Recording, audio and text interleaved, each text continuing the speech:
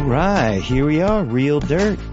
Chip Baker and Mr. Soul. Today's guest is one of the most infamous cannabis breeders in current history. Say hello, Mr. Soul. Hello, folks. Hi, Chip. It's great to be here with you. Rather than infamous, I wish you had used illustrious or something. Illustrious. I don't want that negative connotation. I know. Hey, just breaking your balls a little. No, I never took infamous as a bad connotation. Yeah, you don't see that negative in there. Anyway, I just had to be a smart ass. No, I see you got a joint there. I'm about to fire up. We just rolled this joint of the Cinderella 99 grown from our recent release of seeds. As you know, I know that you're an old soul and has, you know, you've been in 20 some odd years in the cannabis world, as I have, and probably have had Cinderella 99 cross your lips a few times. And just last night, as a matter of fact. I really enjoy lighting up the new freshly grown from our new release of seeds with folks so that they can really say, like, holy shit, it's the same thing, you know, because of course that's what everybody wonders is like, wow, is it really going to be like, you know, did he really push the reset button and we can buy the same seeds that were available in 2000 or 1999? And indeed you can, you know, and I guess to settle that question, it's burning on a lot of people's minds, especially the folks who feel like, you know, hey, I really understand how breeding works and stuff. And how the hell did he do that? You know, like, how can he be claiming to bring back the Cinderella 99 from 1999? Tell us. Not that difficult, really, if you think about it. When you make seeds, the female plant is the mother and the male plant's the father, obviously. It is very easy to continue to keep a mother alive. And people have passed clones around, obviously, you know, for eons. And so what happened was when I pulled out of the business, I had Genius and Princess, the two breeding clones, the females that I used for the Apollo line and for Cinderella 99. They're in safekeeping with friends, you know, growing them and keeping a mother and clones and, you know, always keeping it alive. So now each of those two clones are 20 years old. I first germinated them in 1996. Oh, wow. Yeah, I guess they are, aren't they, right? So that's the female side of the equation. I can easily recreate Cinderella 99 because Princess was the mother plant that created the seeds, and as long as she's pollinated by the right male. Right. So how do you get the right male? You know, because males are very difficult to keep over the years. Like a female clone, the males tend to get all scraggly and kind of, you know, want to pollinate, and they get frustrated. They're not easy to keep. Yeah. I mean, nowadays there's tissue culture, which would be a great way to start storing your males, almost like on a hard drive. Sure. You know what I mean? You could when you need them, they're there.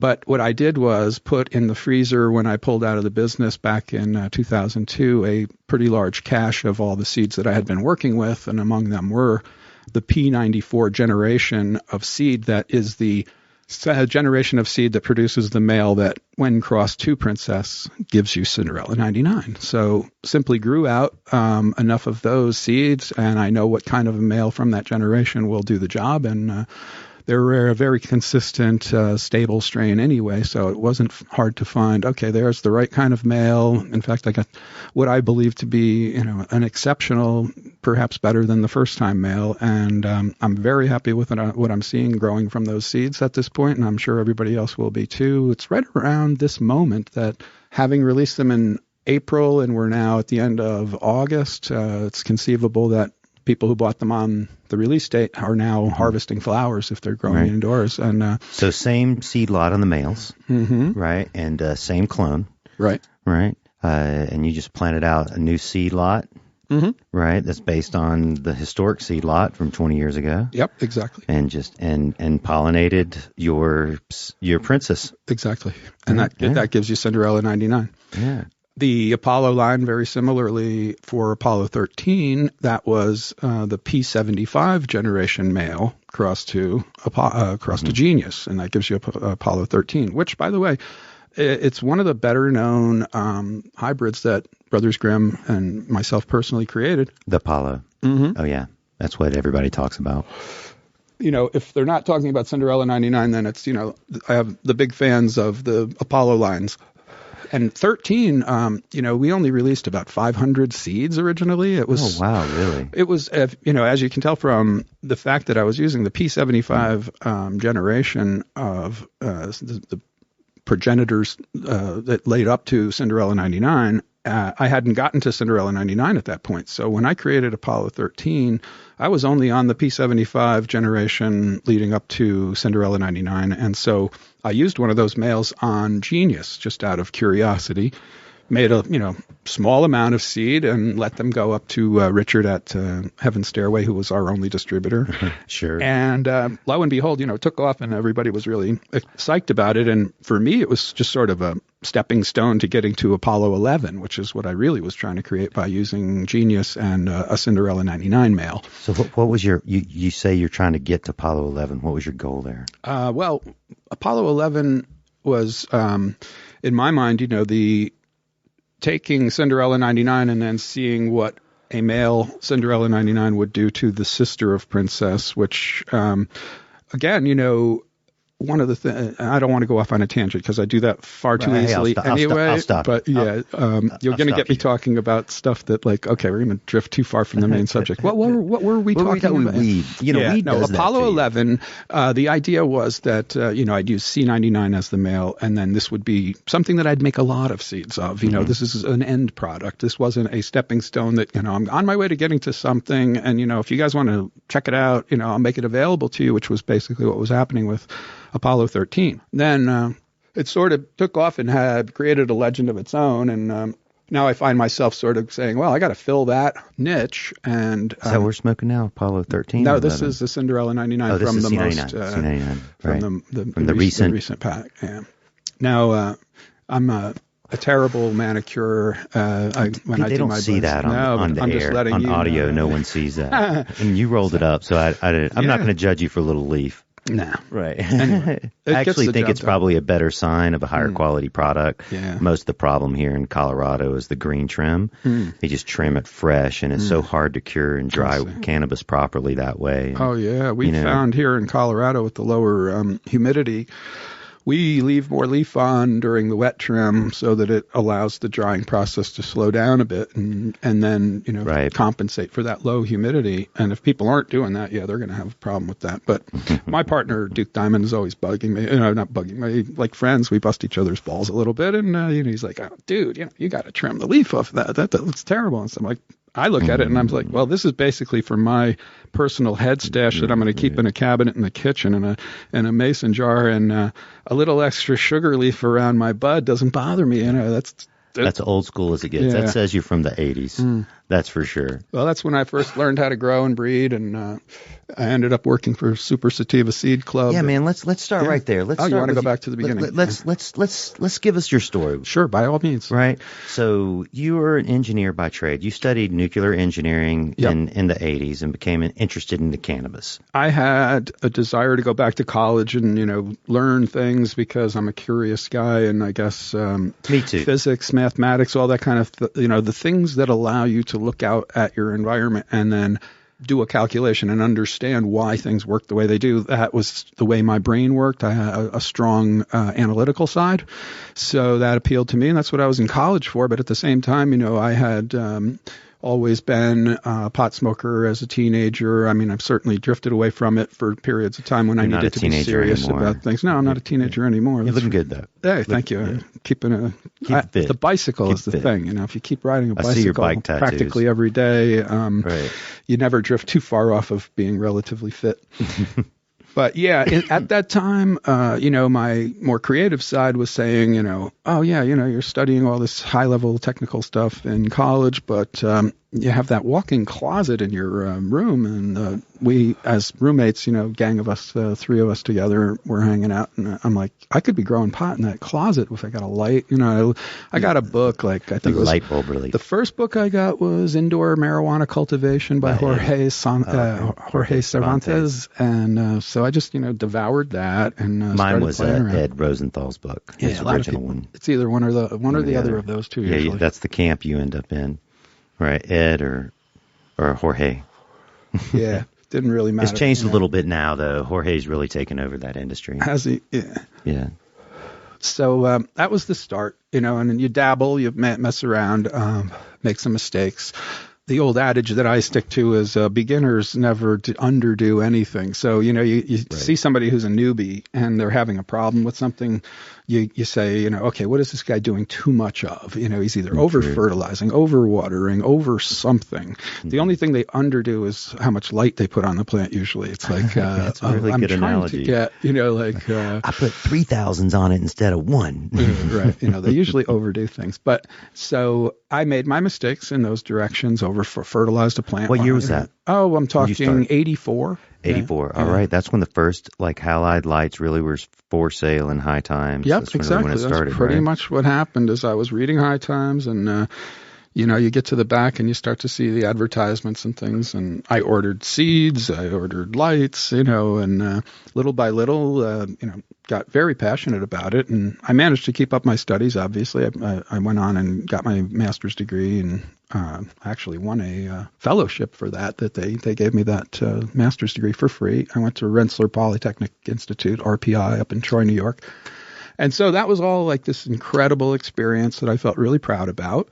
But I like to kind of think back on now how it's amazing that the sideline interest that I had while studying nuclear engineering ended up being my vocation, really, compared to what, the other way around would have been, totally. Your passion became your vocation. And that's many people have lived that. Many people, that's a common thread in the cannabis industry. Is like, I was doing this other stuff really successful, or I wasn't doing anything successful, but weed always worked for me. Cannabis, weed, marijuana always worked. I knew from the first time I smoked it, it was sort of, wow, this is something that transcends the rest of my experience, here on the planet so far. And I was intrigued by, why is that this really, I feel like plugged in and, there's something really very special about this experience and something universal about it that, all your brothers and sisters who share it with you, you kind of know the answer to the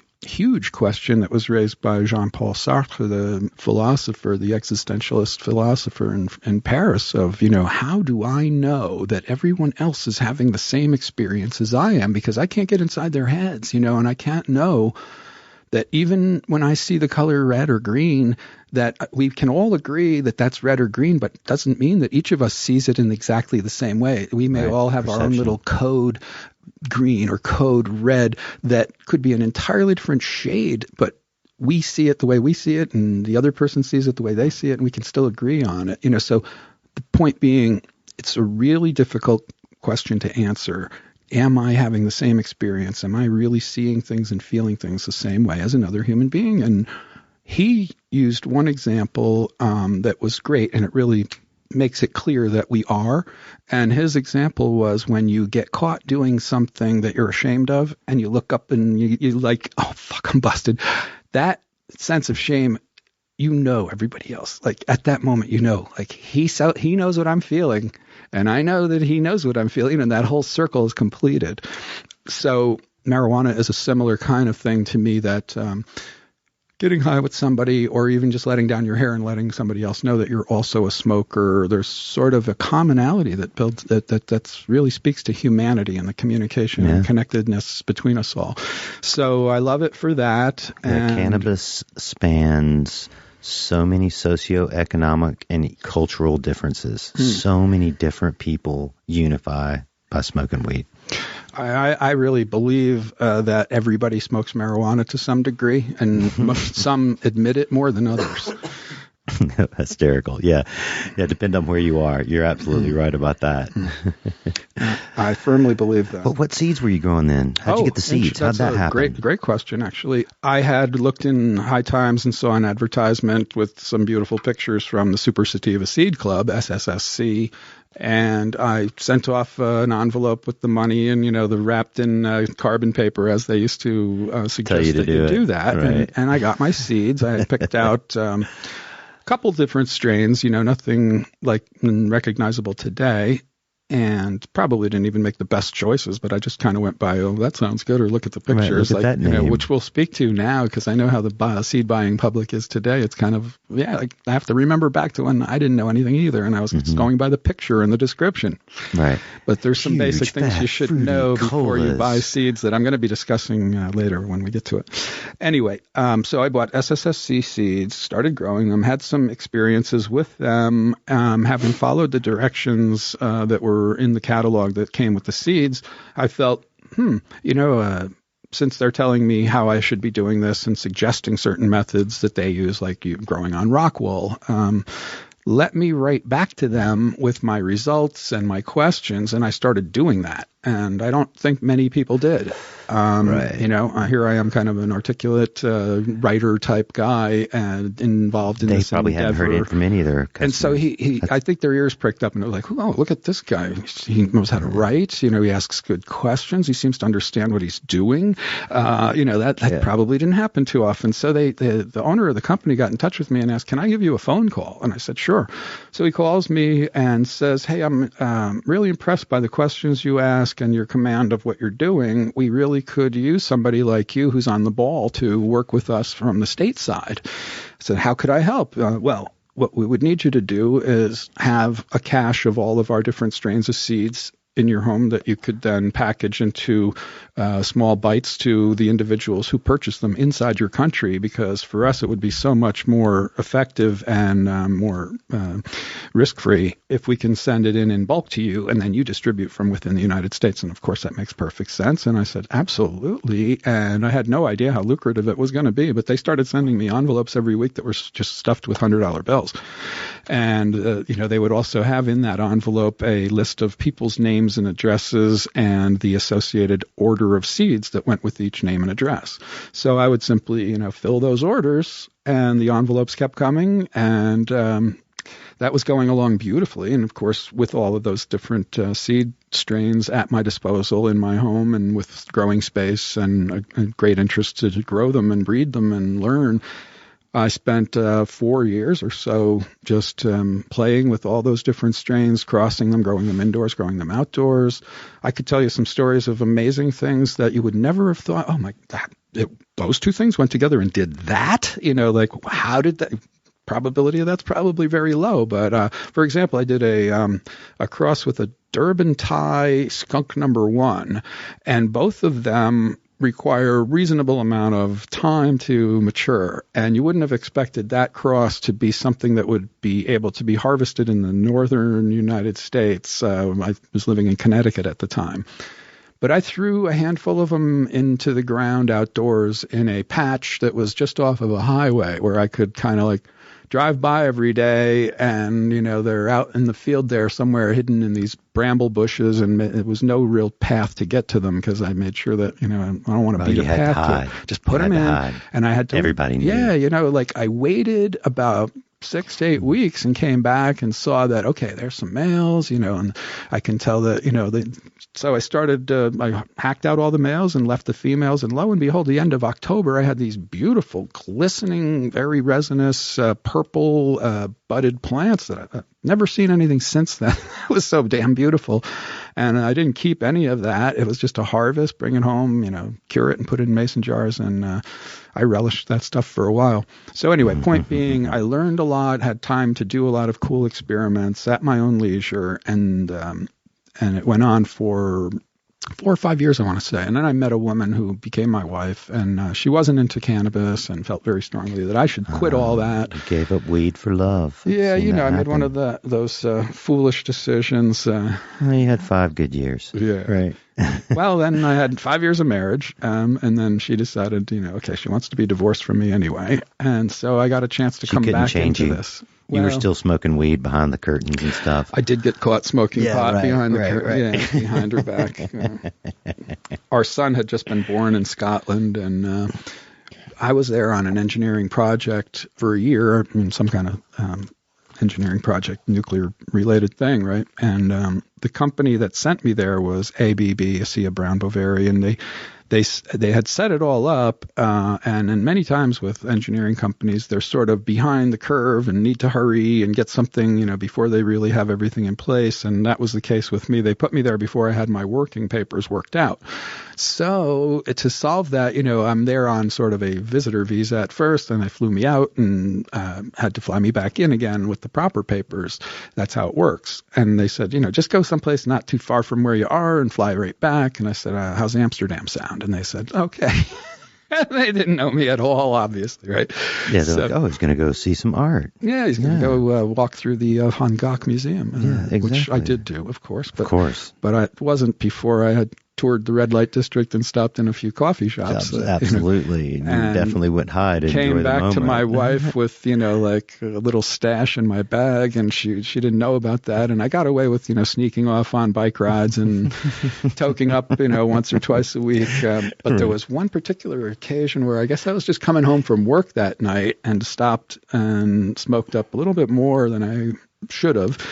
Got home and she's like, "Are you high or something? What's going on?" And I got right in my face, smelled my breath. I was busted, Jean-Paul Sartre moment. So, you went from feeling good to feeling down. Oh man, she busted me. Oh, bad times. Man. So that allowed you to go to Europe, though. Yeah, it did. Right? I got started with my love affair with Europe. I love the European lifestyle and being there. I just really enjoy the hell out of that. And got to spend quite a long time in French-speaking countries, to the point now I've been speaking French for 25 years. So that's something that I think everybody should try to do. I set it as a goal. Learn another language? Yeah, I set it as a goal for myself. Before I die, I should at least be bilingual and be able to play a musical instrument, So I can play guitar and speak French. So now, where were we? Because again, we were talking about going to Europe, man. You just gotten divorced for getting too high. Yeah. So after the divorce, I went back to Europe for another couple of years, and that's when I met my second wife, Nadine, and we got married just shortly before returning to the States and moving to Boston, where I started Brothers Grimm. Sort of not planning to do that. That's just what came out of those years of work there. Before going, I guess what happened was I had a little conversation with the wife, and, she knew that, every month you scoot up in the train to Amsterdam and come back with your supplies for the month. And what are you going to do when you live in America, to get weed? And I said, well, I used to be a grower, and I could just start growing it again. And she just like, oh, I like that idea, because then you don't have to be out on the street, with seedy types, taking risks or something. And it'll give you she loved the idea of a hobby that keeps her man at home. She's a little bit of a possessive type. And gave you a little money as well. She didn't really have reason to be, because I'm right. trustworthy. But she liked that idea. And then the extra money on the side, instead of paying money out to people in the street to get your weed, here I've got my own little hobby in the closet, and I'm supplying my weed. Then I'm someplace where she can see that I'm safe. And, so it all appealed to her.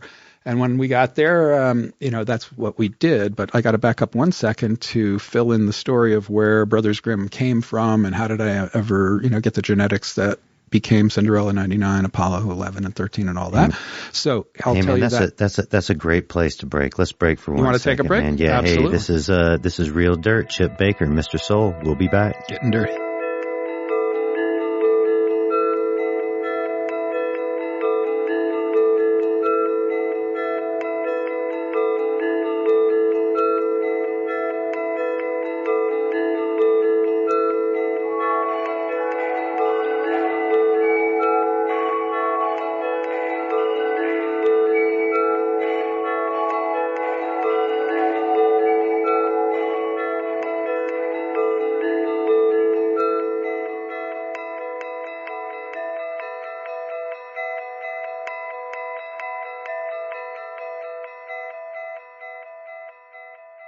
And we're back. Real Dirt. Just did a nice one-hitter of Genius here with Chip, and that set us up nicely to get back in the game, I think. I love Genius. It is one of my favorite all-time strains. And it's something that when people say that, I have to think to myself, well, does this person have it, right? Did they really have Genius? Right. Because there's so much stuff out there that's just called the Genius Pheno. Yeah, right, exactly. And I can easily see like the story where you start with the kid at the head of the class and let them retell the story kid by kid to the end, and the story changes over. Imagine 14 years of time that's gone by that Brothers Grimm has been defunct and now we're back in business. Yeah. And I always question, well, if somebody says, well, yeah, man, I grew some C99 and, it was great. I'm like, yeah, I'm glad to, thanks for the kind words. I just wish I could believe that whoever you got that from, was telling you the truth and you had the right thing. And I was lucky enough to have my finger on the pulse at the time. Yeah, if you knew the right people, it was definitely available. 2000, right, I believe is when we first got it, maybe 2001. I would say, because guys that were in the 77, I was pretty free about sending clones of Genius, but I was NCGA, jealously guarding Princess as sort of a breeding stock that I wanted to keep to myself. And, not have people mucking about with it, to use an English expression, but I'd rather have control over that. And, we'll talk about the issue of control and breeding later, and, the attitudes and personalities. Absolutely. So Genius was, you felt like you could give that out. I could give that out because I just wanted everybody to share this great cut that is just a blast to grow and smoke. And I think it's really indicative of, when I look at that, I think like that's what marijuana is supposed to look like. You know what I mean? And Princess is more of a breeding female that, you don't grow Princess just for the sake of that clone itself as being some sort of ideal. She fits into the category of, wow, does she ever pass on incredible genes to her female progeny, and the males, as well. And it's a breeding, and so is Genius to a lesser degree. It's more of a base versus an accent, where Princess is something that I use to accent something. The Genius is sort of There's nothing like the Genius. All of the Genius likes or wannabes, there's nothing like that flavor, right? That high. I mean, it's this incredible, like racy, almost violent high. And I'm not sure, how did it get its name? I have my reason on how it got its name. Right. Smoking with some friends, they one commented that, like, damn, it's like such a clear high and such an cerebral high. It makes me feel smart. And so I said, well, maybe we should call it Genius, because it makes you feel like a genius. Well, the funny thing is I perceived it completely opposite. Is this, who left the door open, Genius? Who let the dog out, Genius? I could see where it would. What Genius left the food on the counter for the dog? Dumbass, right? Man, because I have seen it get people higher and like just psychedelic out there. It's that cerebral high for sure. I mean, I always liked Haze as a pure landrace, or it's not a landrace, but I'm saying a very stable, pure strain. And Haze, I was introduced to not Amsterdam, but in a Holland, a Dutch coffee shop in Breda, actually. It's on the southern border where you cross over from Belgium. Just happened to be very convenient for me because living in Brussels, I was shooting up in the train, and if I didn't want to take as much time and go all the way to Amsterdam, hey, if you're just scoring weed, you can cross the border in the first town, Breda, and you walk through the town. There was a little coffee shop called the Purple Rain. Purple Rain. Yeah, baby. We miss the artist formerly known as Prince. Absolutely. And I sat myself down there, asked about the weed. Guy pointed to a little cabin at the back of the bar. I go down there and got some weed, went back up to the bar and sat down. The bartender asked me, okay, what'd you end up with? Start a conversation, getting friendly. And I showed him and I said, but what about the real good stuff? Is there anything that this guy in the back, that I should know about beyond that? And he's like, do you like sativa? Like the real racy up high? I was like, yeah, I prefer that actually. I don't like the indicas so much. And he said, oh, here, pulls this bag out from behind the counter. Looked like leafy, twiggy, crappy weed, but it was really sparkly, full of resin. And so I said, yeah, let me try that. And I roll a joint of it. And I mean, I got 2 hits into this joint and I'm like, holy fuck, I'm tripping on this stuff. Crazy good, and the flavor too. So I say to the guy, how much of this do you have? He says, just that bag. It was like an ounce. And I said, I'll take the whole thing off your hands. Like, how much do you want for that? Just hold it to me. I brought it home. The weed it reeked so bad. The only thing that would stop the smell is if you put it in something that was like a Mylar container. I had these little cylindrical canisters. So just some unknown town in the border between Netherlands and Belgium. That's how I found Haze for the first time and realized that I had a love affair with that type of high and that flavor. You think that was at the time a Neville's and that was production? No. This is Hayes Brothers original. Hayes Brothers Somebody original. in the south of Holland was probably just a local grower who was supplying this little shop, and he had the real original cut, of the real Hayes. And I'd love to find that guy today and get that cut from him. But I never smoked anything that was purported to be Hayes that was as good as or as authentic as that ever again. That was it. Last time.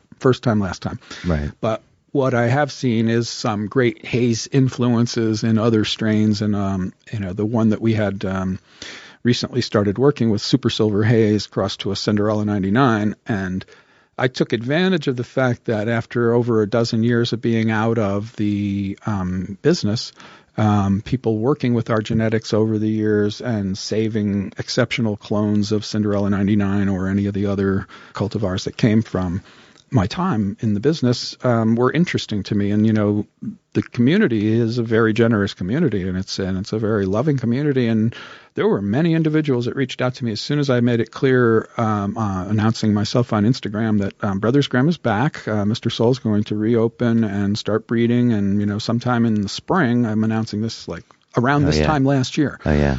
August, I think. You've got some fans out there. They all called me and asked. They're like, hey, I heard Mr. Soul's back in production in Colorado. Do you know him? Do you know how to get in touch with him? Can you give me seeds? Wow. It's always very flattering, and it's gratifying when I look at the write-ups and the things that people have said. You're the only guest that, when I've mentioned it to my friends that they were coming on, that I've had questions or excitement over it. Oh, wow. Right. Everybody else. I'm sorry for your show. Jesus, the most exciting thing. I have a series. I have a series of guest questions that we'll get into a little later. By all means. So yeah, you're. Where was I? Where are we? We're back at Brothers Grimm.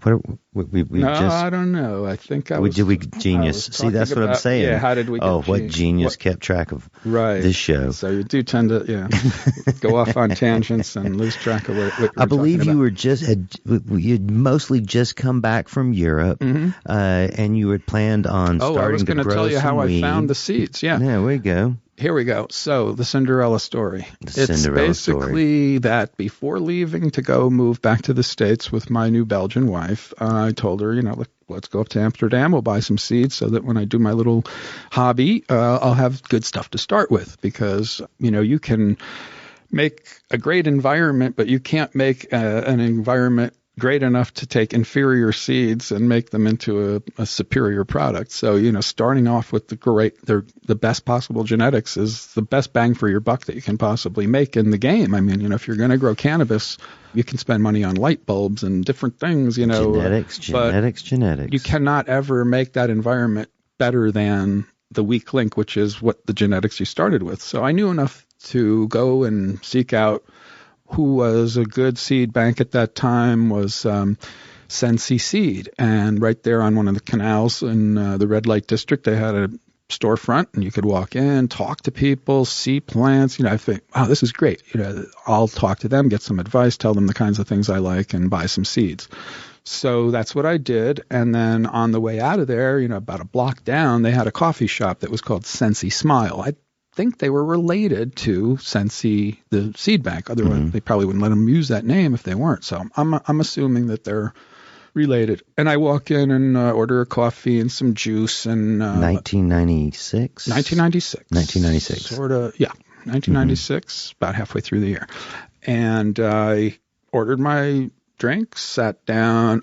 I also ordered a Jack Herer bud, because I had gotten Jack Herer seeds. They were one of the strains that I thought, this is something that, I'm really... God bless his soul. Right. Jack Herer, great guy, and the strain that they named after him is such an exceptional... Brought me into cannabis to some degree. It's an exceptional strain. I love the flavor. I love the high you get from it. It's a super classy... The aroma, when you get the right aroma, the true Jack Herer aroma, I would like to have that made into a men's cologne that I would wear, when I'm going out for an evening, because this is how classy and how subtle, and it's just sandalwood, incensey, with a musk undertone, just with these notes of citrus. It's just a gorgeous aroma, and the flavor basically falls right in line with what it smells like too. So I was always a big Jack Harrer fan, and so I wanted to smoke a bud of it, and so I did. And as I'm breaking up the bud into a little tray and getting ready to roll a joint, about a half a dozen seeds fall out of this bud, which, it's not even supposed to be seeded. I'm buying Sinsemilla in a coffee shop. But you know better than to be pissy. Why would I be pissy about it? Yeah, right. Well, other said, people may. I'll tell you what, hey, I'll bring these seeds back, and what we'll do is this will be sort of seeds that I can just see what happens with. And that adds to the ones that I just bought, legitimate seeds that are supposed to be, in a pack, and this is the strain you're buying and so on.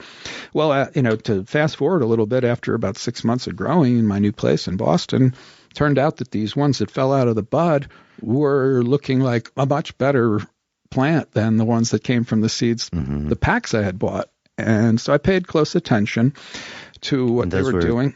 Did you get females and males? I got 3 females and a couple of males, which I didn't keep.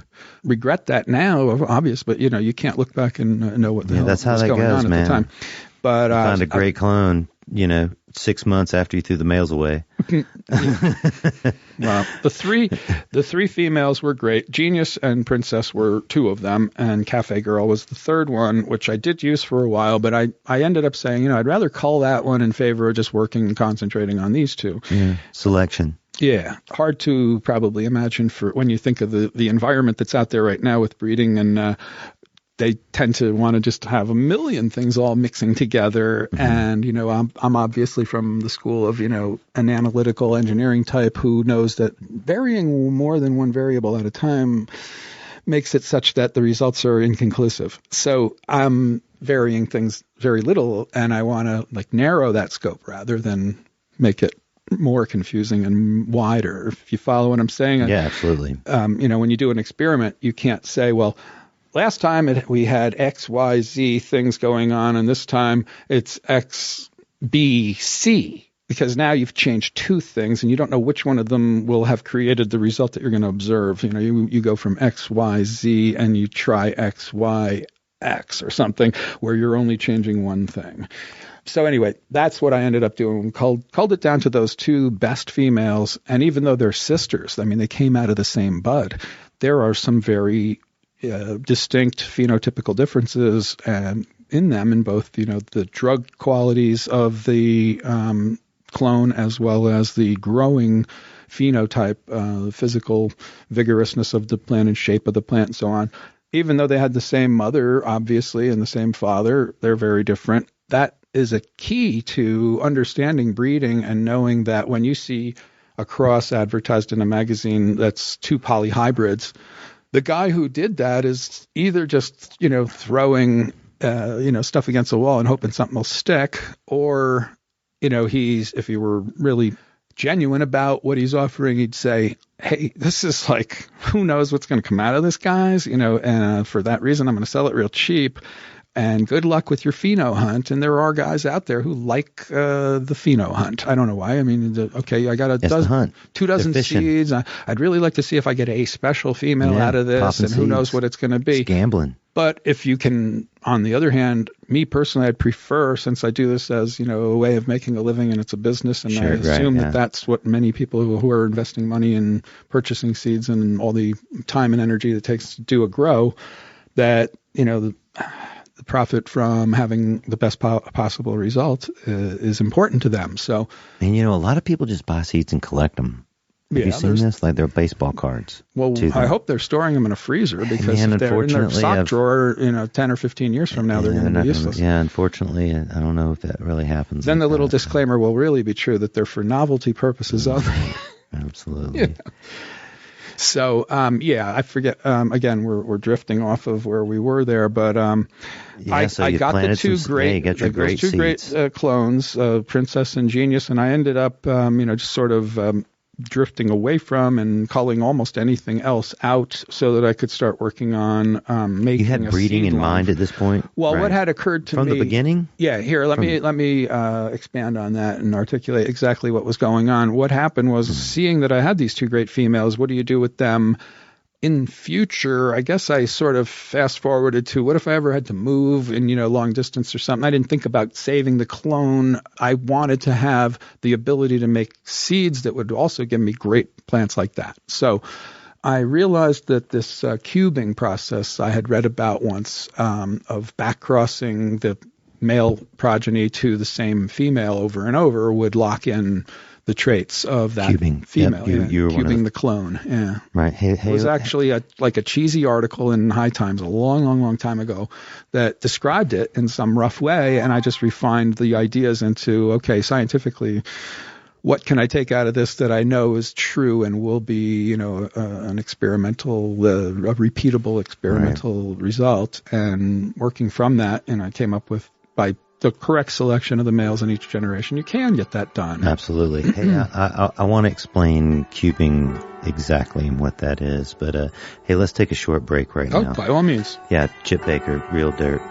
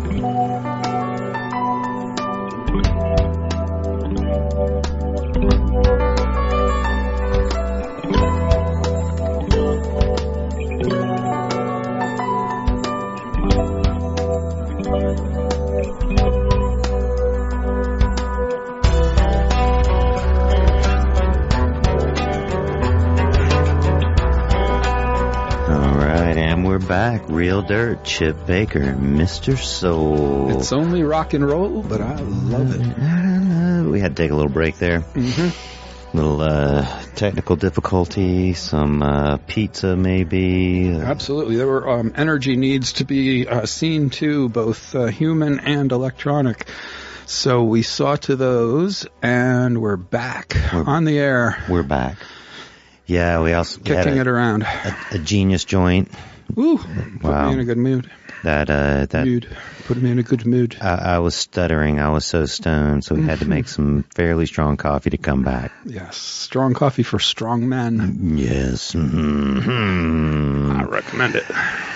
Yeah, so, we were just getting into cubing, I believe. Yes. And I was going to ask you. It led up to cubing because we were talking about coming back from Europe, and I got started in my Boston location.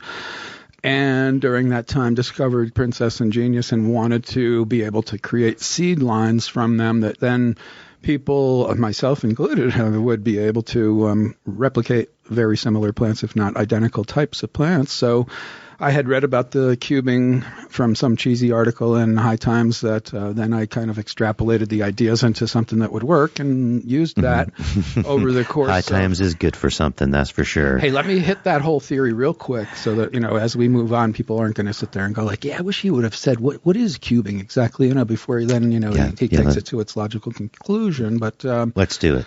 So the idea being, I try to make it in really simple terms so people don't have to understand breeding or anything. I put it in just layman terms. You and I are Americans, most likely, you have some European descent. I know in my case it's Italian on one side and German and French and Dutch on the other. We're Scottish. Scottish, my people. You got some Scottish in you, do you? Aye. You can't pass a year in Scotland without picking up a thing or two. Anyhow, the mixing of genes when, a mother and a father come together, it's a 50-50 thing. You're getting half your genes from your mother, half your genes from your father. And I brought up the fact that, Americans tend to be sort of a mixing pool, and that gives you the example of, well, what happens when you mix, some things that are stable, like stable strains, like an Italian strain or a French strain, Like if you think about our predecessors back in the old countries, they had a sort of a stable phenotype, which is what we call, a plant's physical characteristics when you're looking at it, and including everything up to the high in the taste that it gives. Geographically isolated gene pool. Yes, exactly. So from non-communication between such regions over long periods of time, typical phenotypes were established in each of those areas, not mixed. And then hybrids are a mix of any of those two stable strains together, and that creates an F1 generation of hybrid. At that point, if you have two very stable strains coming together, you get what I could kind of describe loosely as a blender effect. Like you're throwing the two of them into a blender, and you're going to get something that will be a combination of the two. And in each of the categories of which trait that you're looking for, it may be from either the father's side or the mother's side, but probably one of those or the other. And then a certain percentage of the progeny will also be sort of a mixture where it's like a kind of a combination of those two things from the mother and father. That's pretty easy to predict and seems very logical. And what happens today is that many strains are combinations of polyhybrids, which are, something that is not a stable strain crossed to something else that is not a stable strain. And there's a lot of variation in the genes that could contribute to any of the very important traits, the 5 or 6 important traits being like your high flavor, resin production, the vigorous nature of the plant while growing, and, some of those other physical characteristics. But mostly it's the amount of resin it produces and how high it gets you, and is the yield good, what's the flowering time, those types of things. So you maybe have a basket of 10 or less traits that you really want to lock down and say, I want the best of all worlds, or I want something that has accentuates some of those traits over others because they're the ones that are more important to me as I go through a breeding project. Well, when you're trying to combine these sort of Americans, say you get a girl from Rochester, New York, and a guy from Tampa, Florida, and they have kids. It's anybody's guess, with those kids. There's a lot of variation, if you notice, among American kids. You will not find, if some woman from Genoa and a man from Genoa, Italy, have kids, they're going to look a lot like the rest of the kids in town. You know what I mean? So that's the analogy that I'd like people to have in their minds, when you don't have to know all about ratios and genes combinations and chromosomes and X's and Y's. Let's forget all that and put it to the side for the moment. Let's just all be guys on the street talking to one another and think of it this way. Look, if you're getting seeds that are coming from, two American parents, then it's going to be a crapshoot what comes out of those. So if you're buying a pack of seeds and there's a picture of the female that you should get as a result from that pack of seeds, and that the parents are both polyhybrids, it's about a maybe 1 in 100 shot that of those 10 seeds in that pack, you're going to, out of the 5 females you probably will get, one of them is going to look like the picture on the pack. It's just not going to be that reliable. Whereas if you have stable strains, you're buying something like, in my case, the one that I'm most known for is obviously I bred Cinderella 99 to be a stable strain that when you grow out 10 seeds, you're going to get 10 plants that look like clones of each other essentially and have most of the same traits with very little variation from one to another. When I say that, for example, the taste could be,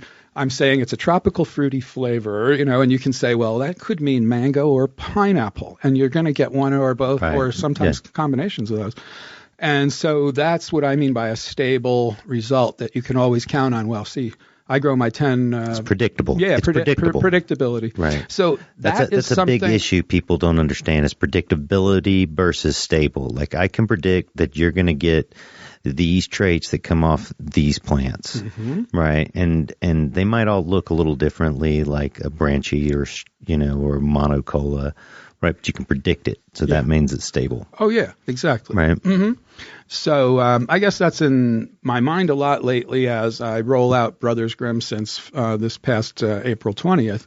And, people ask questions and I answer them. And I also see what's out there on the market. And, I kind of think to myself, it's apparent to me that the seed buying public is thinking in a simplistic way that's not doing them a good service, because they think, like we talked about, mixing an Italian male with, say, an English female or something, and the differences in those two isolated gene pools would then give a predictable result that would either be, the traits would mirror the father's side or the mother's side, or then there'd be a certain group among them statistically that would be a blend.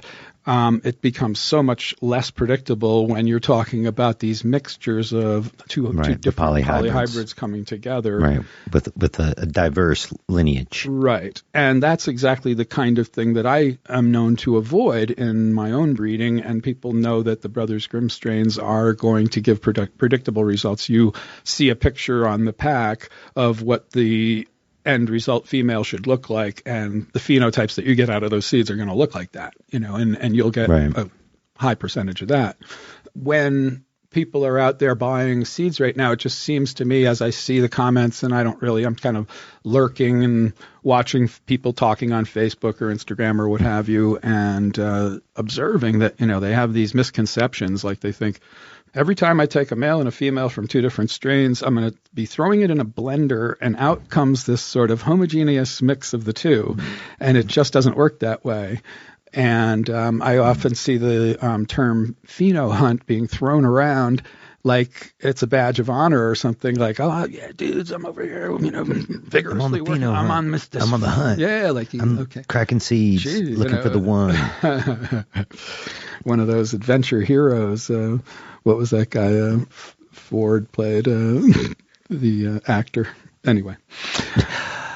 Raiders of the Lost Ark. Yeah, that kind of stuff. Yeah, Indiana Jones. They're on their pheno hunt. Yeah. And I say, where's the Indiana honor? Weed. Where's the honor in that? I mean, what exactly are you trying to do? I'm usually concerned with working a strain in a particular direction with certain, well-established goals, and varying only a variable at a time so that I can tell what the effect of that change did and then how to predict the next thing. So I guess I'm rambling as usual, because these are the things that cross my mind at the moment. So let's get a clear picture of the cubing. Oh yeah, let's go back. A clear 90-second. This is how it works. Good job, Chip. You caught me. Where I went off on a tangent was I was about to say, when you're taking the cubing route, here's what's happening. You're taking 50% of your genes from your mother and 50% from your father. So if we don't vary the mother, and keep the clone. Right. In cannabis, that means you're keeping a mother clone always growing in the vegetative state, and whenever you breed with her, you are breeding with a branch that has been cut from the mother and rooted and now becomes a clone of the mother. Put that in a flowering room and let it be pollinated by whichever male is indicated at that moment to be the correct one to do.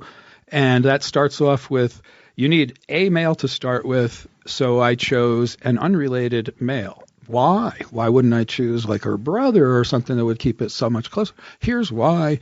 I am trying to breed away from the influence of the male, because I'm trying to favor that this clone is trying to be replicated in the seed line that's coming from this project. Okay, so by using a male that was dissimilar enough from Princess, the female, so that I'd see it obviously. You'd see the hybrid. Yeah. You'd see the father side, and you'd see the mother side. Bingo. Totally. So I cross her with a Shiva skunk male, and then the progeny I called P50. In other words, 50% of Princess. Right. So crossed with the Shiva skunk male into the clone. Yes. So now you've got Princess crossed with a Shiva skunk male. That creates the generation I called P50.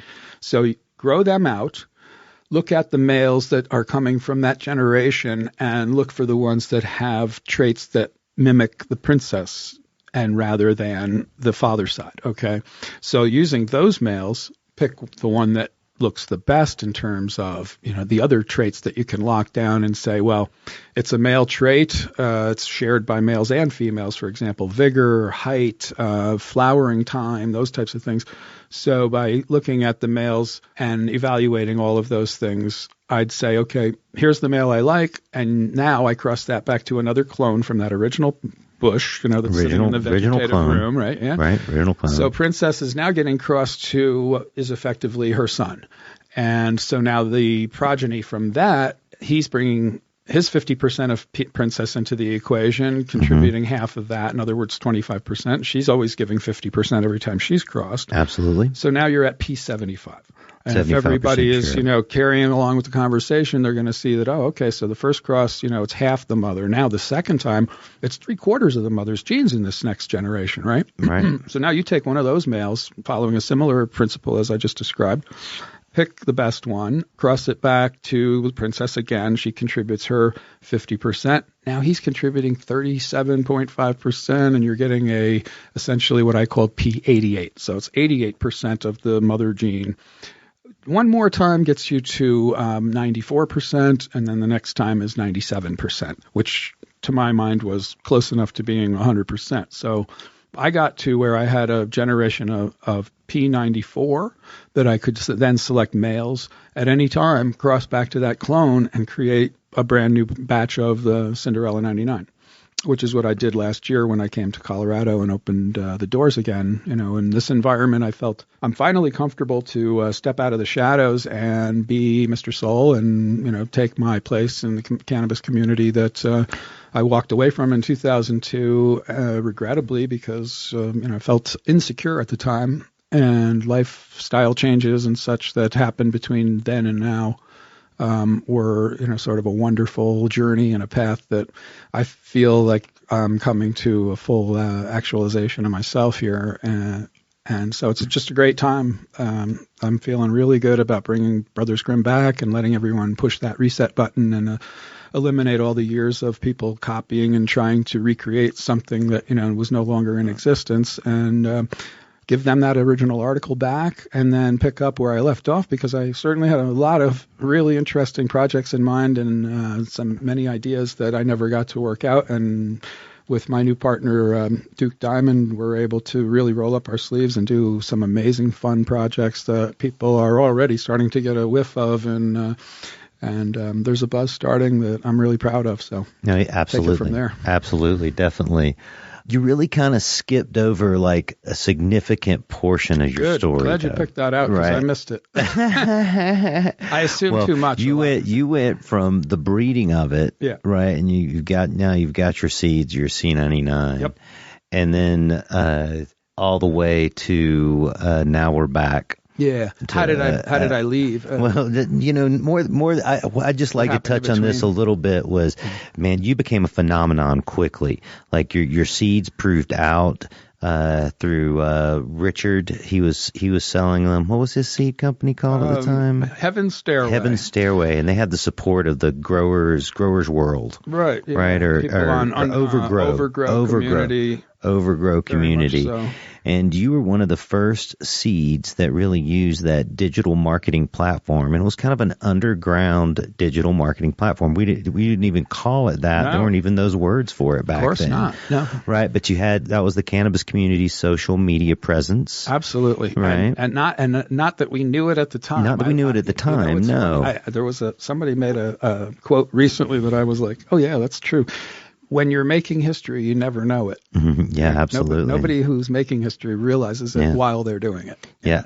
You mentioned the 77. That was a private internet group of a handful of people, and exactly. Overgrow kind of came out of that, I believe, but public. In a sense, right? It was a much bigger and much flashier, advanced platform that did a similar thing for a bigger audience, and compared to what the 77 was, which was kind of like really elitist, hand-selected group of guys. We were all, mutual admiration friend of a club. friend. Yeah, Yeah, and you right. had to be invited by, somebody says, this guy's really like, he's got to be one of us, or something. And that's how it progressed. But then, to segue into what you're saying is that Overgrow became kind of a publicly accessible platform that gave similar kind of camaraderie and ability to share those things and have a social media type platform way back in the mid 90s, Right. or toward the end of the 90s. The seed sales kind of came through that website, advertising right there. I didn't really pay attention to that as it was happening, but you didn't realize it, right? Because it was such a pioneering effort that you could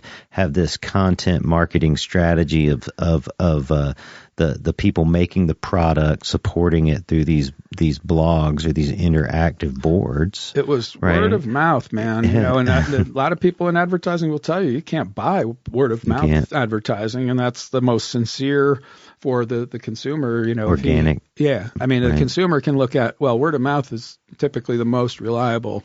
Of course, the company themselves isn't going to hire an advertising company that makes them look like shit.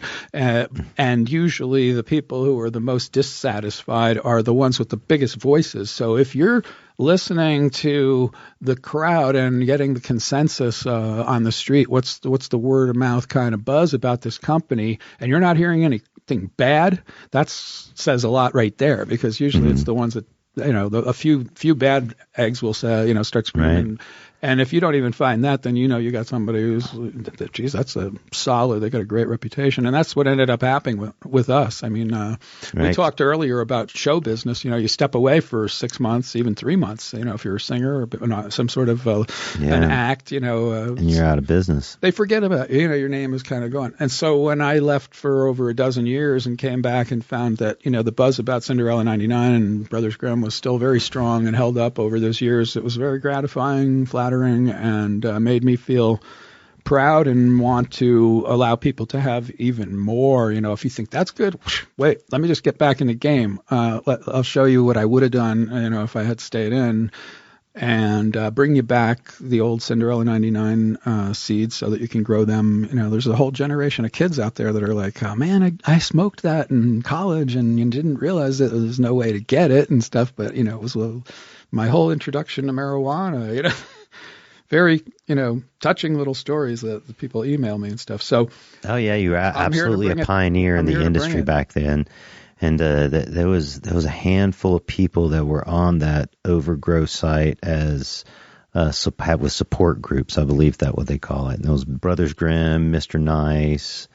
I can't remember the other people. I liked to sort of put out my stuff, and I'm a photographer. I became a professional photographer later on, but during that time I was still doing photography to some degree, and putting my pictures up of what I was doing was something that up until that time, remember, nobody had that today, what we take for granted, this ability to put something on YouTube or post a pic, like we do that, it's so easy. On the fly. Almost so easy now with your camera. Your phone, right? You're driving along, shotgun in a car with somebody, and, meanwhile, while you're talking, you got a conversation going on with 3 other people in social media, and you're texting and sending pics and stuff. It's like the idea that you could even be doing that back in the day, 96 or 8, that you had a device in your pocket the size of a pack of playing cards, and you could communicate with anybody all around the globe by either voice or textual methods, and send pictures and video clips and sound. Blow your mind. We wouldn't have believed it if you told us that. Absolutely. Then, But here we are. Dick Tracy right here. Here we are. Star Trek. Yeah, totally. I'm raising my phone. What did they call it? The communicator when they put somebody down and beam me down, beam me back up, and they tapped on those things on their chest. What the hell were they called? Anyway. Well, they had the tricorders. That's what I was referring to. Tricorder, too. That was the little tool they would always wave around. If you have the right app on your phone, then it's a tricorder. Yeah. Totally. Awesome. Well, hey man, let's take a break right there. Okay, cool. Real Dirt. Yeah. Chip Baker. Rehydrated. Mr. Soul.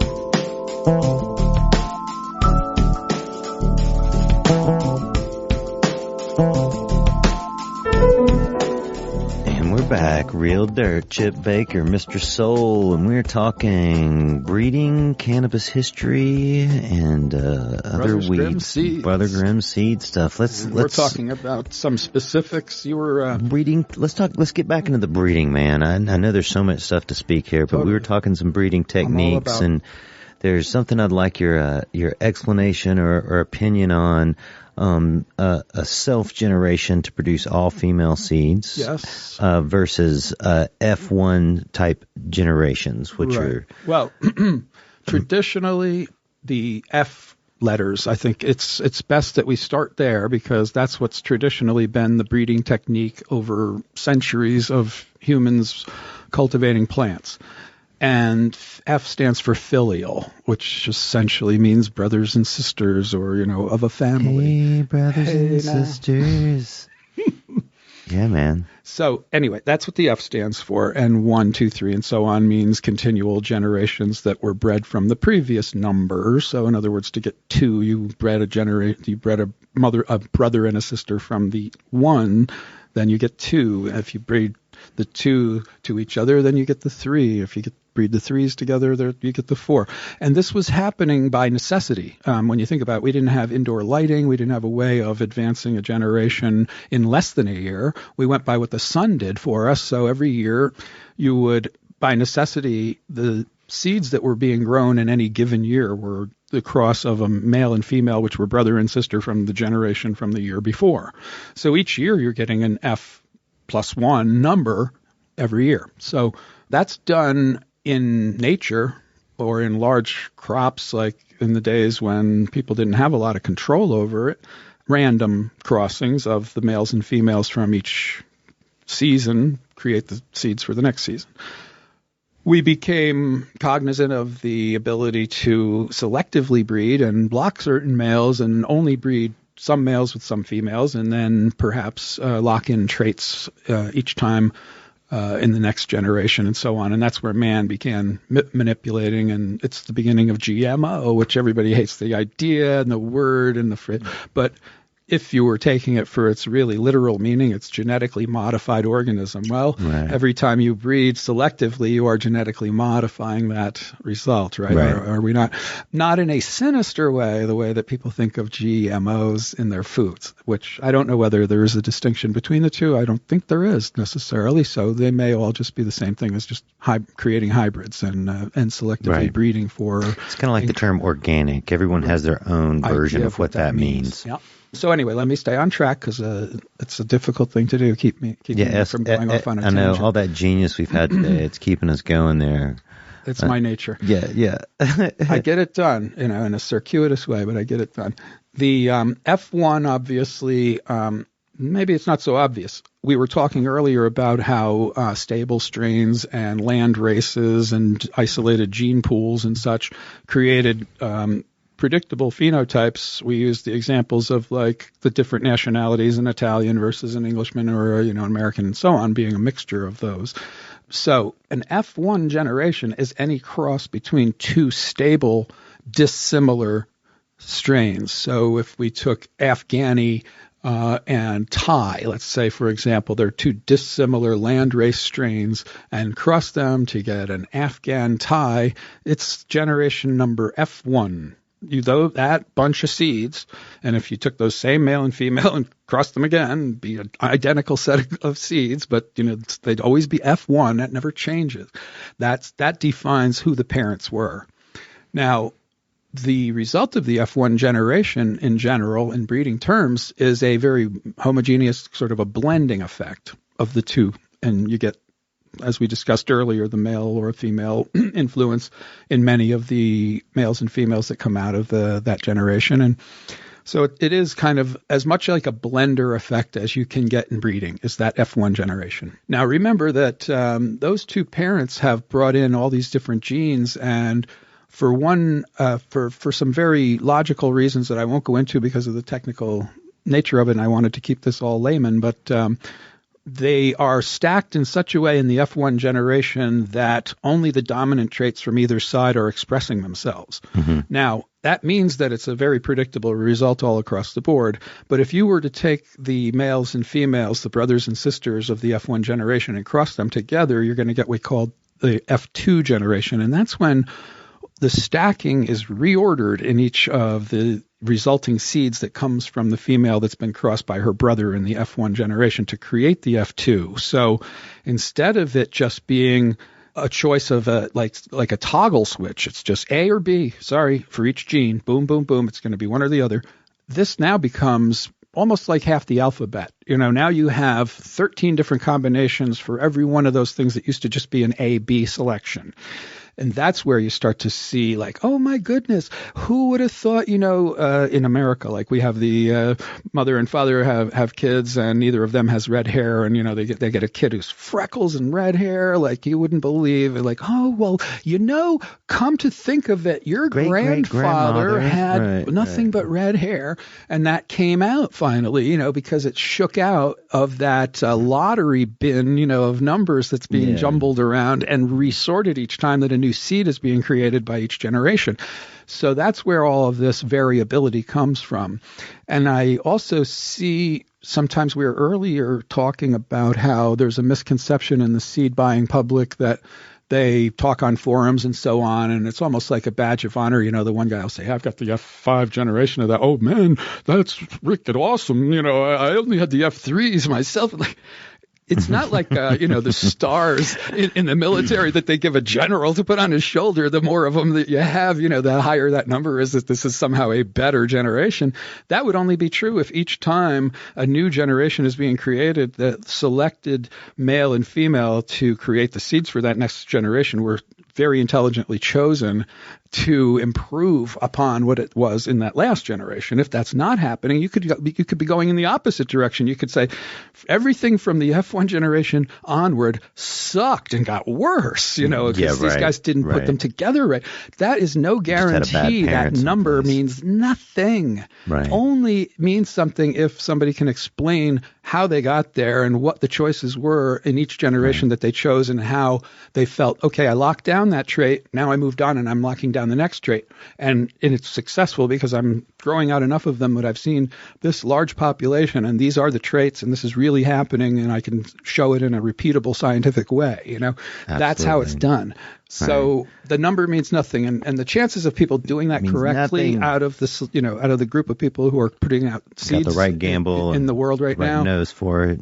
You'd have to say, okay, there's like a handful of the really classy outfits that are out there that have a reputation for being a big, solid operation that does it right. And of them, then you have your choices. And then going back to the S one, you see that term used like in the place of the F, where we talked about that meaning filial. S stands for self. This is a bro science term, right? I don't know. It is and it isn't. I believe that in actual botany and genetics, there is an S. I'm 99.9% sure that that's true, that they do use that terminology in botany and breeding. S meaning a selved plant. Mm-hmm. Because remember, not all plants are like marijuana where there's a male and a female. Many flowers out there have both the male and the female parts on the same organism and actually self-pollinate and make the next generation in that fashion. But what we've done way back when I came into the scene in the mid-'90s, there was a big wave of hermaphrodism problems in Canada and in the United States, people passing seeds around and, the seeds are growing up into Hermes at a much higher rate than you would expect. And to me, that was odd because remember, I had all those years of working with SSSC and they had really stable strains and they were also quite, they were thinking about it. Yeah, they were not given to Hermy. They just weren't. I never even thought about it because it just never happened. And then I started reading about all these guys saying, oh, yeah, but that one Hermied and blah, blah. I'm like, and then as I watched and sort of lurked over the situation for a while, I realized, oh, there's a connection between these guys complaining about these Hermy seeds and this technique that all the breeders are using where they're getting fancy and going like, oh, we're making feminized seeds. It's incredible. Here's what you do. You induce the female to grow male flowers, and then the pollen from those male flowers, obviously it was a female, so it doesn't have a Y chromosome to contribute. It's all going to be X's, so you're always going to get females, right? All female. So, but the generation of seeds that are thus created are prone to hermaphrodism, because that's how they were created in the first place, remember, right? They made this plant become a hermy. They're gonna hermaphrodize. Right, and then they use the pollen that results from that to create the next generation. Now, I would need to call upon several journal entries and scientific papers that have been written where it's been proven that that process results in hermaphrodites. We can just say but it's sour diesel, Gorilla Glue, Chem Dog, all of those plants have hermaphrodism in them. Right. All were created by some form of selving to get there. And now that's what the S stands for, selved. So S1, it really, the number shouldn't go up from there, because the next generation, I mean, what are you going to do? You can call it like selving back to itself again. Okay, we did it again. Okay. So you guys don't produce feminized seeds? We don't at the moment. We just signed on to do a worldwide international seed distribution, and they are going to eventually ask us, can we get you guys to work on feminized seeds? And the answer is yes, because the way that we will be creating them is not the way that I just described to you, which is the way that, back then these guys in their first foray into that idea did not have it completely together yet. They're missing a piece mostly of the accidents, puzzle. No, not really. They really were like thinking, I'm really pretty clever here. What I'm doing is I'm reversing this female. I'm getting pollen, and I'm going to make feminized seeds. And I had a couple of good friends in the 77 who used to to fancy themselves, as experts in that whole genre of breeding. Okay, you guys do your thing with these feminized seeds. That's not of interest to me. I always eschewed that, and I'm like, okay. It's such a shortcut, But in recent study, because I know there's a demand for it today, and I know that some people are getting fairly good results from it. It's not the random guys who just do it like on a whim that are getting it now. There are companies who have gotten it to, okay, this is predictable now that you get the phenotype that is described, and they are all females, and they're true females. They're not hermies, which 90% of the time, if you just buy feminized seeds off of the internet, you're going to get the kind that will hermy. And I always say, would you rather go into your crop of flowering plants that you think are all females and find a real male, or what would be harder to find, a real male in that group or a hermy? The hermy is really hard to find because it looks like a female until it's too late. And then it's like, oh, fuck, it was a freaking hermy. If it had been a true male and you knew that this crop only produced true females and true males, it's a hell of a lot easier to just go through there and pull the males, because anything that's already shown some pistils, that's definitely a female. It's not going anywhere. It's staying female. So I really hate hermies and want to stay away from that. I've never gotten into the whole feminized seed thing, but there is a second step to There's a second step to, after you've created that first self generation of hypothetically feminized seeds, there is a percentage of the progeny that will be actual feminized without the tendency to hermy. You have to find them, and then you have to create a second generation using them that will lock down the feminized trait, and then all future seeds you could say, okay, I got it now, this strain is feminized. And that's the way we will do it. And I don't know if I've given away the keys to how that works. No, there's a handful of other people doing that. Yeah. It just has to be organized, planned. There has to be a little bit of math involved, a little bit of thought involved, and then some time and experiment. Yeah. And like you said, the time and the math dictates that there's a need for space, and most of these small breeders, that are claiming to sell a feminized seed, obviously they don't have the space to say that they've done the homework to get that true feminized seed generation yet. Whereas the guys in Spain that have these huge grow operations, and even people here in the States, I mean, let's face it. Yeah, right. There's some people here doing it. But you need the area. I've got a guy right now in Nevada growing 700 C99 seedlings. All, they just germinated them all at once. Oh, wow. Sweet.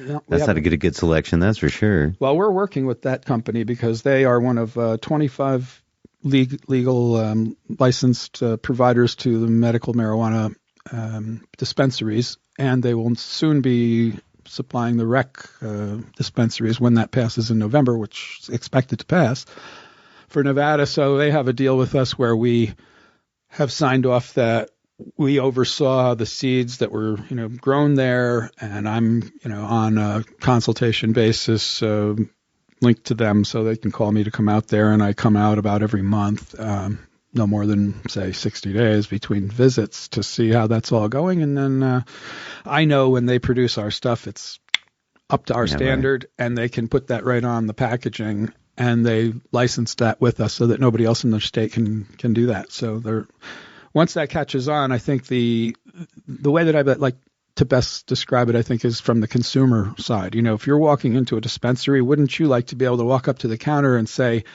oh, that strain right there is really Cinderella 99 because it comes in a licensed package that says it right on it, and it's hermetically sealed, and I know that this is coming from C99 official. Yeah, right. That we were part of the production. That's such a big problem here, and all over is it's hard to be an informed consumer. It takes years to be able to identify strains from sight, smell, and taste. And most consumers are sold strains that aren't up to the name. How would they know, too? How would they know? A little bit of, you are stuck in a situation where you can walk into a dispensary in San Francisco and say, oh, I've heard about this strain, Sour Diesel. Could you give me some of that? I'd like to try that and see what it's like. And unfortunately, another guy, you could travel, over the weekend, go up to Seattle and go into another dispensary and say the same thing. Give me some Sour Diesel, please. And gee, this isn't the same color. It doesn't have the same kind of resin on it. It doesn't taste the same. And who could you complain to? Right, no one. Right. It's like, what if your brand, you're a cigarette smoker, and you smoke Newports or something, and you go to, the local 7-Eleven, and the taste of their Newports isn't the same as the ones downtown. I mean, that's what we've got with marijuana. Newports. Right? I got it. You know what I'm saying? So imagine the day comes when you can actually compare with your mate what you think of a certain strain, because I bought the licensed, hermetically sealed package that is a authentic product from the breeder, certified by the breeder, I should say. And then these two guys would actually be comparing the same thing. Yeah. So if that's important to you. Well, one thing I always ask people is what type of terminology or slang do you use? Specific words in the cannabis industry that describes the growing or the packaging or the selling or the actions in your daily workplace.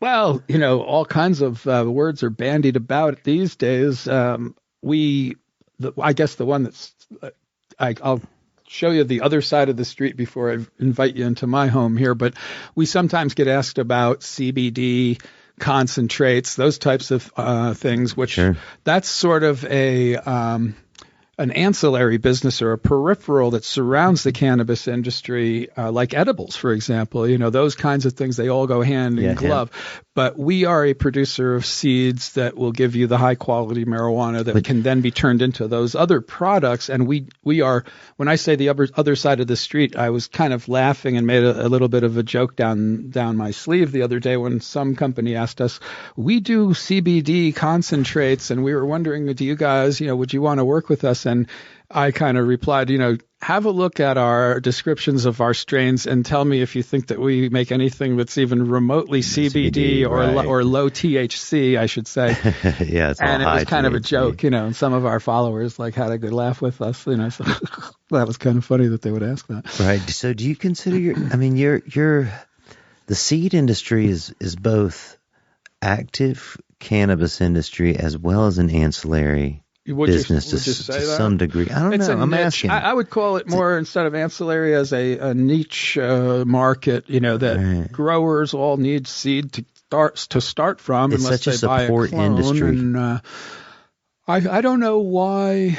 I have to wax philosophical or something if I were to speak on, why did people choose to grow a clone versus seeds, and, why the need for so many different strains? Why can't, people just say, there's this one or that one and that's enough, or, but it's something like wine, people have these tastes for all the different subtleties in wine. And when you sit with somebody who's a wine connoisseur, and the sommelier comes over, and you have those deep discussions about all the different qualities. This marijuana is very similar. And I remember being in my senior year of high school, and we all went over to one of the cool guys' house after school, and we're all gathered around the table, and guy breaks out the largest quantity of marijuana I ever saw in my life. It was like a quarter pound of Jamaican, CD and sticks and Jamaica, stalks, Bob Marley. But it had a color to it that wasn't, like homegrown green crap. That was all we had gotten up until that point or something. And so they all waxed poetic. They started smoking their joints and talking about how, the bouquet and the, this and that.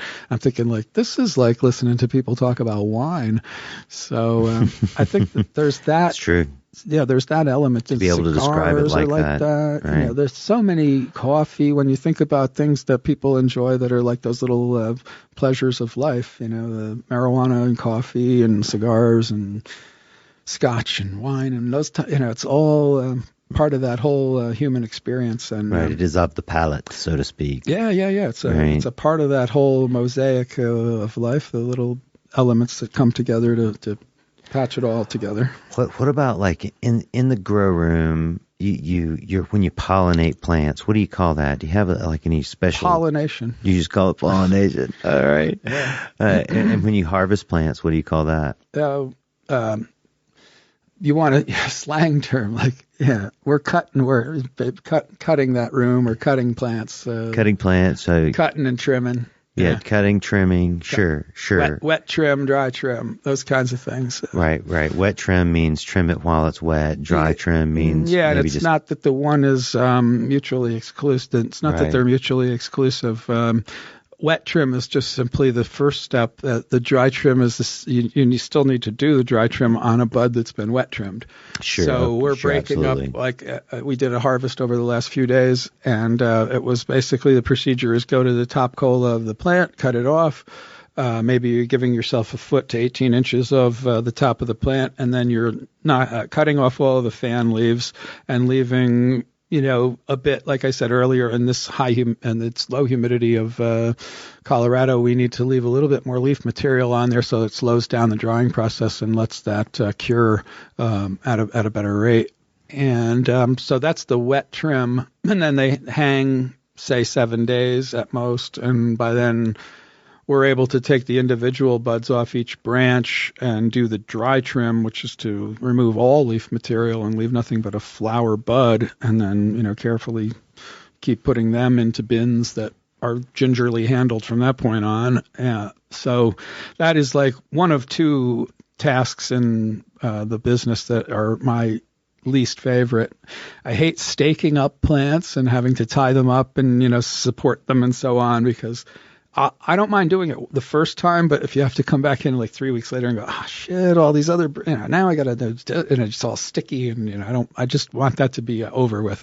Give that to somebody else or breed that out of the strain. I want the branches to be strong enough that they don't need staking anymore. That's my ultimate goal.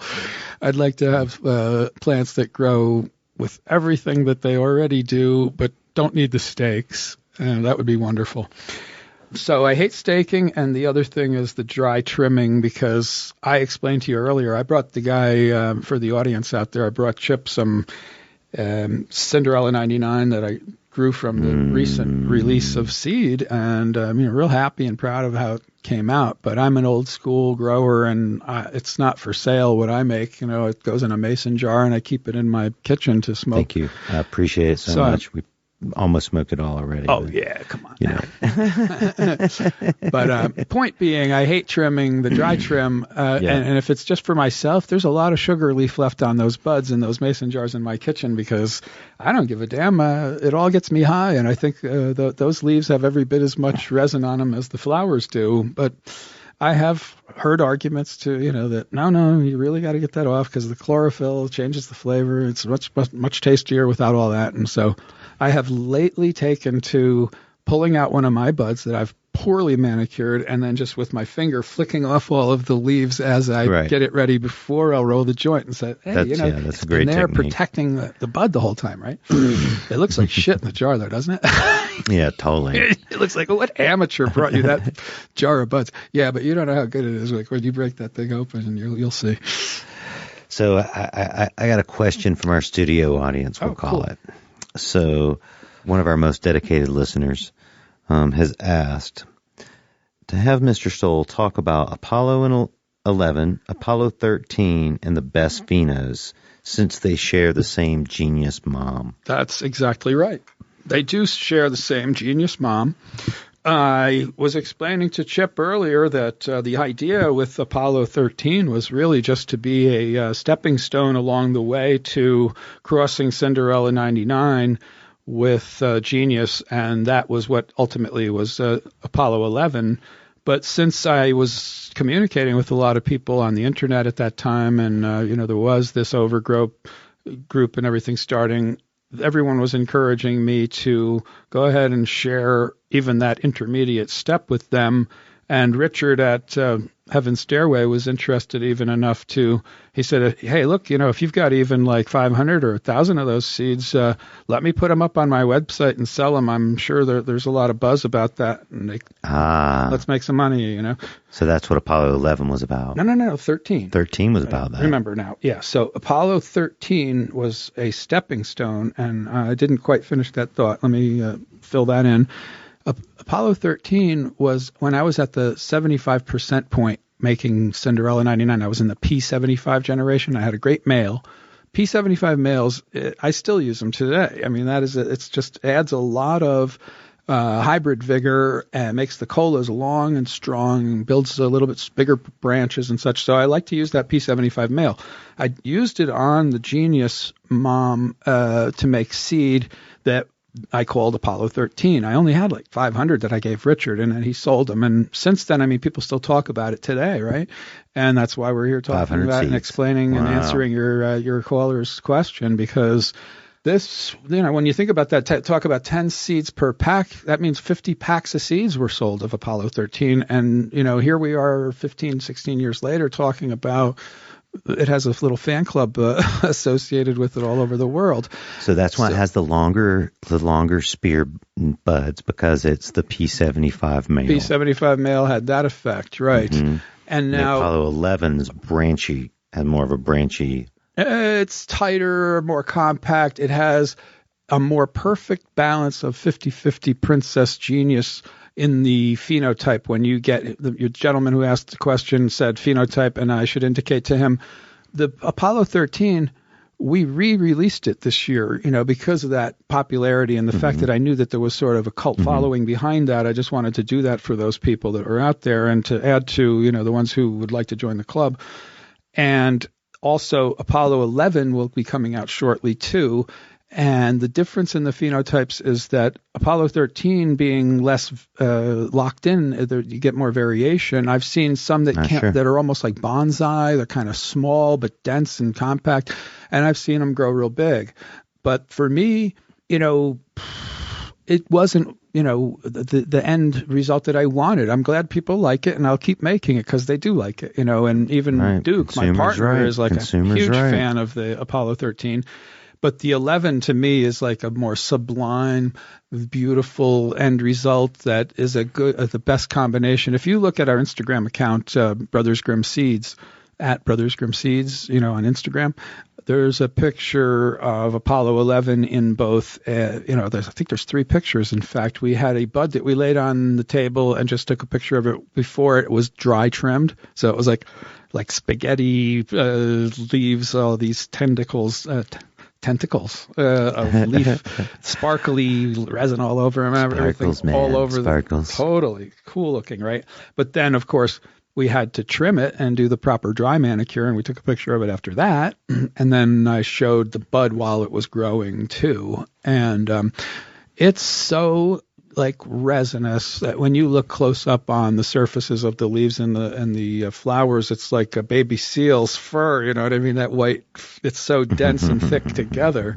I got a picture of one, I forget which one of our strains that had 2 seeds emerging from the pods, and the resin on the pods is so like thick, like the baby seal fur thing.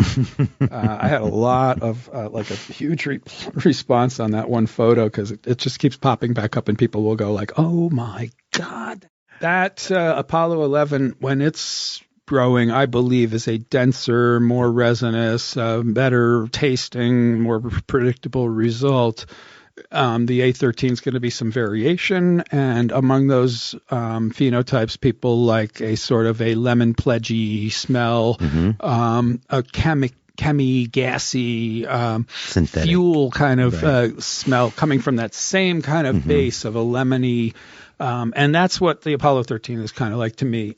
And I don't have that refined a palate for the aromas and the tastes as one might imagine, but I know that the circle of people around me usually are a good source of how I can refine, okay, well, what I think it is and what they then suggest to me.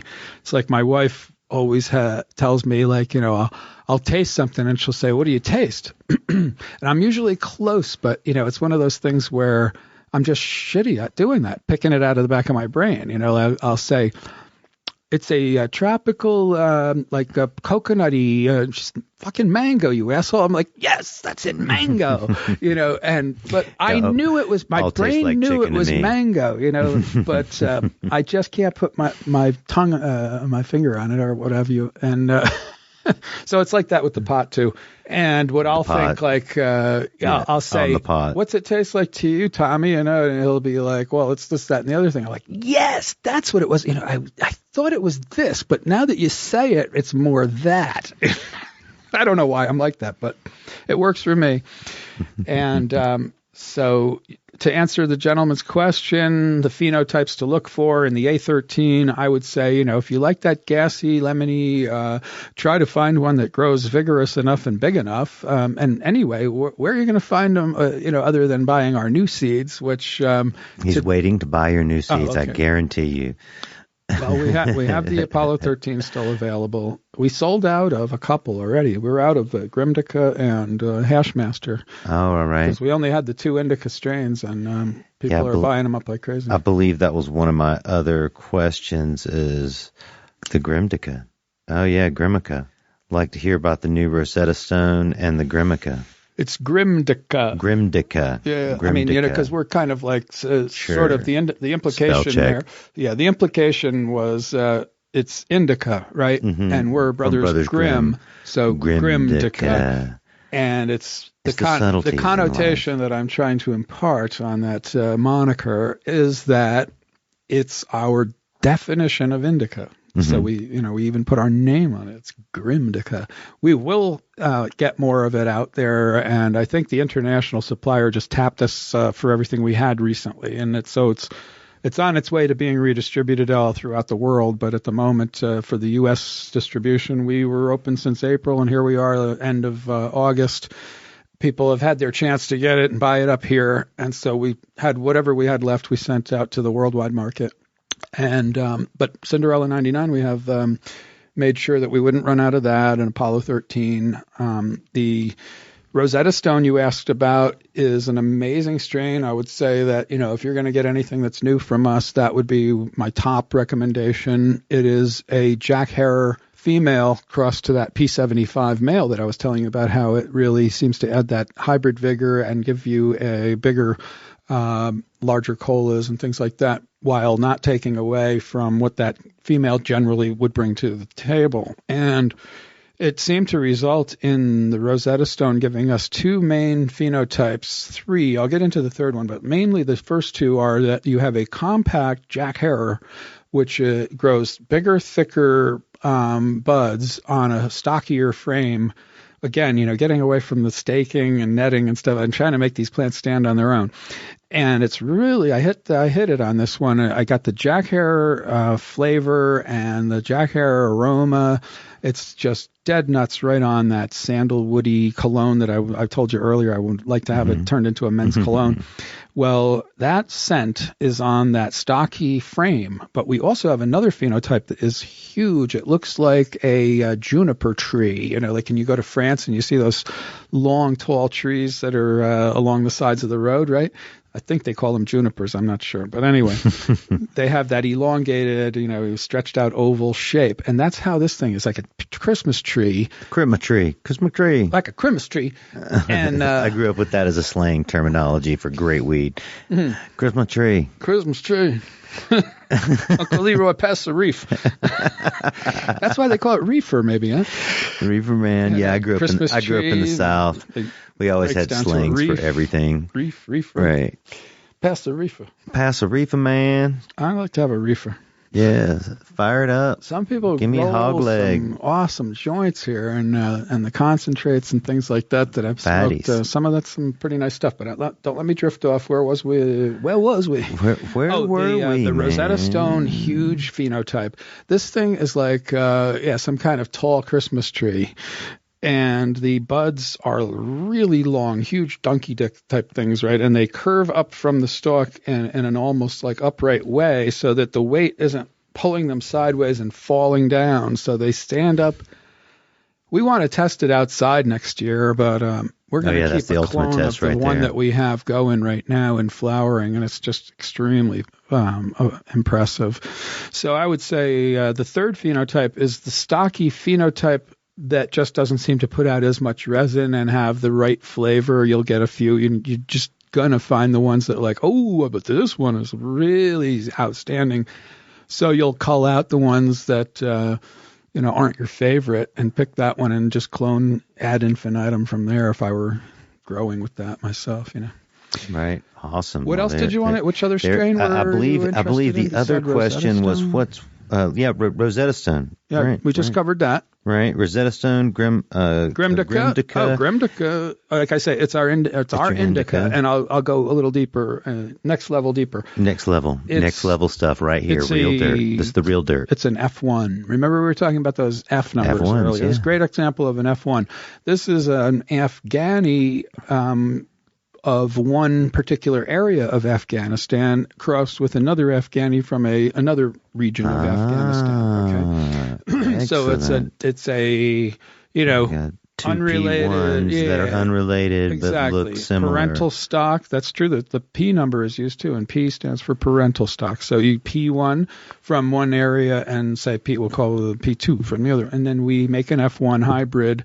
And that's what we're calling Grimm Indica. And that's why when you grow those seeds, you're getting a plant that every one of them looks like the other. And they are really predictable in terms of not only their height and diameters and resin production, flowering time, everything. They all finish together. Yeah, that sounds great. We've done another generation.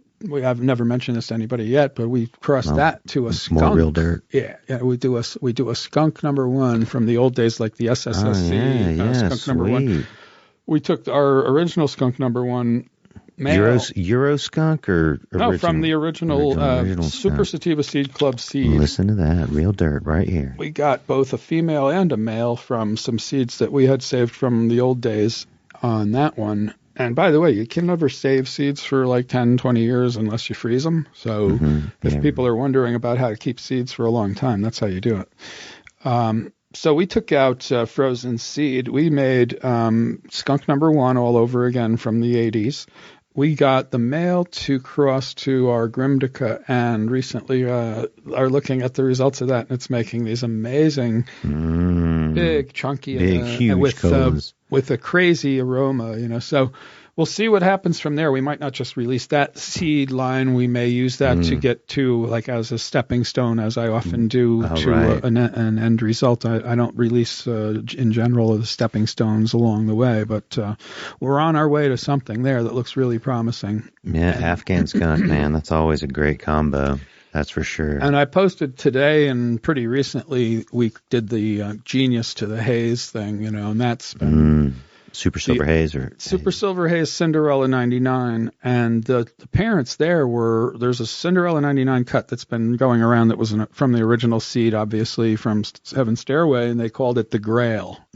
Sure. Right, it's kind of known among people who collect elite clones as the Grail Cut of C99. Well, reliable breeder friend in our little network of friends took that Grail C99, crossed it to a Super Silver Haze male that he had been working with and had tested out and had seen. Remember earlier I was explaining to you, how do you test a male and see, is he any good or not? Well, what's the real proof of the pudding? It would be, what kind of daughters does he make? You breed him to several females and see what's the common denominator. What's the effect that he has across the board. Well, this guy had done the research, know what kinds of effects that the Super Silver Haze male gave to the equation, crossed it to the Grail, and the resulting seeds, we got some, grew them out, got a great-looking male, crossed it to both Princess and Genius and Cinderella 99 and Apollo 13, and we just wanted to see across the board what will be the effects of that. And right now I've been posting your Instagram account's great. Thank you. Yeah, loving seeing those quality photos. That's Thank for sure. you. Yeah, you should check out at Mr. Soul _C99 as well. That's where most of my personal photography stuff is. And then the Brothers Grimm Seeds is specifically to the company things, only pictures of stuff that's really relates to the company directly. So enjoy that. And Duke Diamond, it's Duke _Diamond_VA. He's my partner. He's the other half of Brothers Grimm and brings an enormous contribution to the equation. The guy's got 30 incredible elite clones, and he's been a grower breeder for 20 years. He's 36 years old, so he basically started at 16 years old, grew up in a farming community in Virginia, growing tomatoes, and got all the right kind of experience to know what to do in this business, and he's just a really solid, great guy too.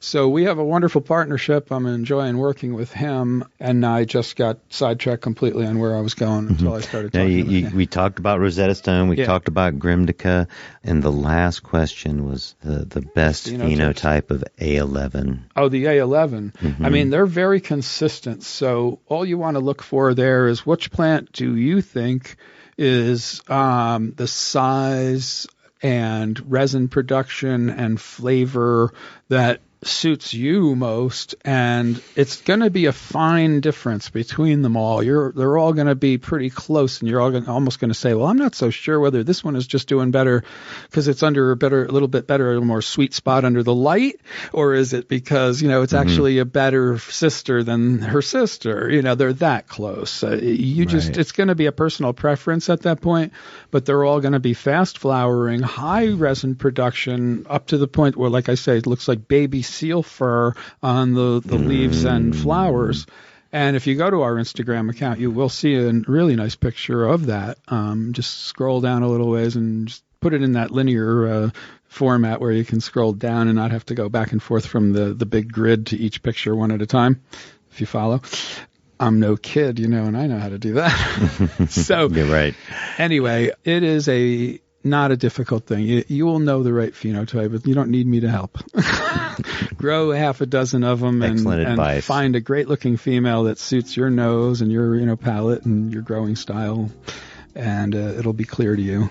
In fact, if I were there trying to tell you which one to pick, you'd probably argue with me and say, no, I like this one better. That's awesome. I don't know. Well, it's been an incredible conversation today. I think we could sit and talk here for hours. We're going to have a part 2 in the future. I would be happy to do it. Really appreciate you coming over, Mr. Soul. It's been Thanks, Chip. A fun time, that's for sure. Thanks for having me. All right, Real Dirt, Mr. Soul, Chip Baker. That's it.